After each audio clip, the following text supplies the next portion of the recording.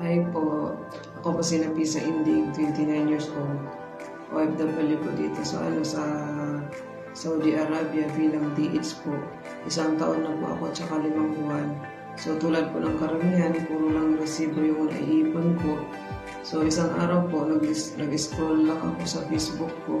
So dumani ito pong business sa sa bulo ko. So na-curious po ako, naghawak ko, inalam ko kung paano. So, hindi po naalis yung duda ko at at takot ko. Sabi ko naman po sa sarili ko, hindi ko naman malalaman ang isang bagay kapag hindi ko susubukan at gagawin. So, yun po, sinubukan ko, ginawa ko.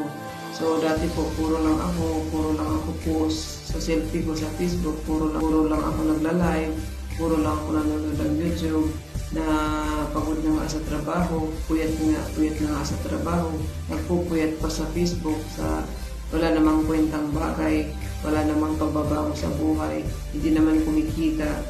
So yun po, buti na lang po, inalam ko, at saka sinubukan ko. So ikaw kabayan, may cellphone ka din, may Facebook ka din, so mas magandang gagawin yung Facebook mo sa pwede kang kumita. Ini-enjoy mo yung Facebook mo, so pwede kang kumita habang nag-Facebook ka, kumikita ka tulad ko. Yung nakita ko po dito sa Facebook, pwede pala mag-business gamit ang CP at saka pwede makaipon gamit ang CP. So buti na lang po, ginawa ko na lang itong business 2 to 3 hours a day. So ngayon po, may ipon na ako. Gusto ko na makasama yung pamilya ko, gusto ko na makawin ng full good kasama yung pamilya ko, gusto ko na pong makaalis dito sa kinalalagyan ko bilang OFW. Napakahirap po dito, nangangamuhan, na malayo sa pamilya.